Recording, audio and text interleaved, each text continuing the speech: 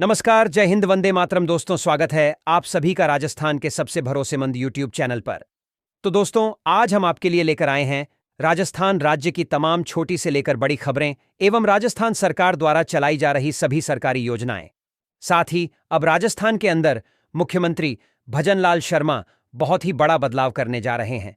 इसमें राजस्थान के अंदर बहुत कुछ बदल जाएगा और इसी के साथ पूरे राजस्थान के अंदर आज रात 12 बजे के बाद भजनलाल शर्मा 10 नए नियम लागू करने जा रहे हैं।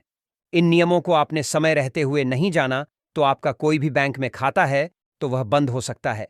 साथ ही साथ आपको सरकार की तरफ से जिन जिन योजनाओं का लाभ मिल रहा है उन सभी योजनाओं से आपको बाहर निकाल दिया जाएगा, यानी कि आपको किसी भी योजना का लाभ नहीं मिलेगा।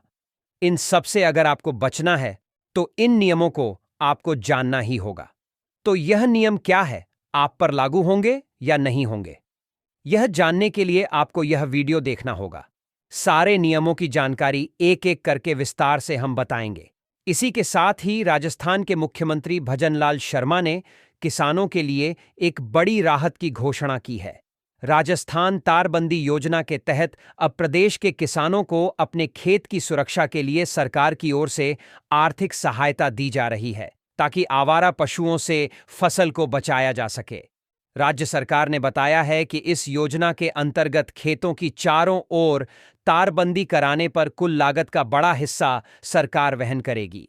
पात्र किसानों को प्रति हेक्टेयर निर्धारित सीमा तक अनुदान दिया जाएगा और यह राशि सीधे उनके बैंक खाते में डायरेक्ट बेनिफिट ट्रांसफर (डीबीटी) के माध्यम से जमा की जाएगी।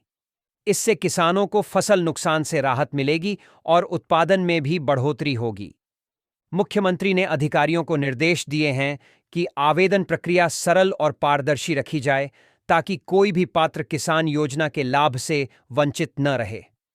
इस योजना का लाभ लेने के लिए किसान के पास कृषि भूमि के दस्तावेज, जन आधार कार्ड और बैंक खाता लिंक होना जरूरी है।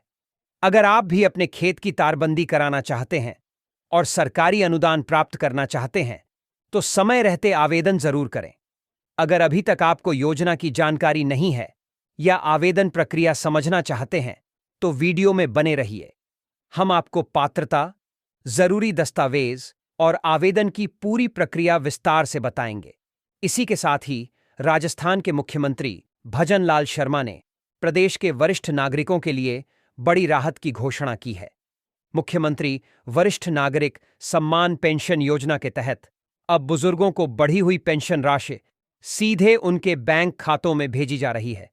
सरकार की ओर से दी गई जानकारी के अनुसार पहले अधिकांश वरिष्ठ नागरिकों को लगभग 1,000 रुपये प्रति माह पेंशन मिलती थी।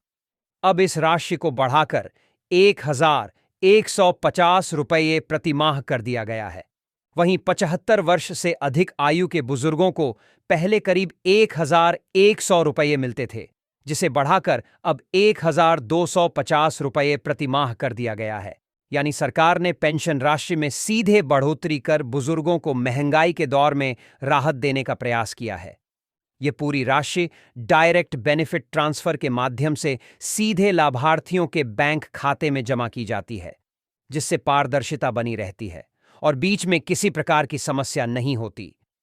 खासतौर पर विधवा, निराश्रित और दिव्यांग बुजुर्गों को प्राथमिकता दी जा रही है, ताकि उन्हें आर्थिक रूप से किसी पर निर्भर न रहना पड़े। मुख्यमंत्री ने अधिकारियों को निर्देश दिए हैं कि कोई भी पात्र वरिष्ठ नागरिक योजना के लाभ से वंचित न रहे। अगर आपके परिवार में कोई 60 वर्ष से अधिक आयु का बुजुर्ग है और अभी तक पेंशन का लाभ नहीं मिल रहा है तो तुरंत आवेदन करें। आवेदन के लिए आधार कार्ड, जन आधार कार्ड, आय प्रमाण पत्र और बैंक खाता लिंक होना जरूरी है। अगर आप जानना चाहते हैं कि आवेदन कैसे करें, पेंशन कब तक खाते में आती है और स्टेटस कैसे चेक करें, तो वीडियो में बने रहिए। हम आपको पूरी प्रक्रिया विस्तार से बताएंगे। इसी के साथ ही राजस्थान के मुख्यमंत्री भजनलाल शर्मा के नेतृत्व में प्रदेश में किसानों के लिए राजस्थान फसल बीमा योजना प्रभावी रूप से लागू की जा रही है। यह योजना केंद्र की प्रधानमंत्री फसल बीमा योजना के तहत संचालित होती है और राज्य सरकार द्वारा इसे मजबूती से लागू किया जा रहा है। इस योजना के तहत यदि किसानों की फसल प्राकृतिक आपदा, ओलावृष्टि, सूखा या बाढ़ के कारण खराब हो जाती है तो उन्हें बीमा क्लेम के रूप में आर्थिक मुआवजा दिया जाता है। किसान बहुत ही कम प्रीमियम राशि देकर अपनी फसल का बीमा करा सकते हैं, जबकि बाकी प्रीमियम राशि राज्य और केंद्र सरकार द्वारा वहन की जाती है। मुख्यमंत्री ने अधिकारियों को निर्देश दिए हैं कि फसल खराब होने की स्थिति में सर्वे तेजी से किया जाए और पात्र किसानों को समय पर मुआवजा राशि सीधे उनके बैंक खातों में डायरेक्ट बेनिफिट ट्रांसफर के माध्यम से भेजी जाए। अगर आपने अभी तक अपनी फसल का बीमा नहीं कराया है तो समय रहते आवेदन जरूर करें, और यदि आपकी फसल खराब हुई है तो क्लेम की प्रक्रिया जरूर पूरी करें। वीडियो में बने रहिए, हम आपको बताएंगे कि आवेदन कैसे करें, प्रीमियम कितना है और मुआवजा कैसे मिलेगा। इसी के साथ ही देश के प्रधानमंत्री नरेंद्र मोदी ने गरीब और जरूरतमंद परिवारों के लिए एक बड़ी स्वास्थ्य सुरक्षा योजना लागू की है। आयुष्मान भारत योजना के तहत पात्र परिवारों को हर साल 5 लाख रुपए तक का मुफ्त इलाज उपलब्ध कराया जाता है। इस योजना के अंतर्गत चयनित परिवारों को आयुष्मान कार्ड दिया जाता है, जिसके माध्यम से वे सूचीबद्ध सरकारी और निजी अस्पतालों में कैशलेस इलाज करा सकते हैं। इलाज का पूरा खर्च सरकार द्वारा वहन किया जाता है, जिससे गरीब परिवारों को गंभीर बीमारी की स्थिति में आर्थिक बोझ नहीं उठाना पड़ता। राजस्थान सहित पूरे देश में करोड़ों परिवार इस योजना का लाभ ले रहे हैं। योजना का उद्देश्य आर्थिक रूप से कमजोर वर्ग को बेहतर स्वास्थ्य सुविधाएं उपलब्ध कराना और इलाज के खर्च से बचाना है। लाभ लेने के लिए परिवार का नाम पात्र सूची में होना जरूरी है।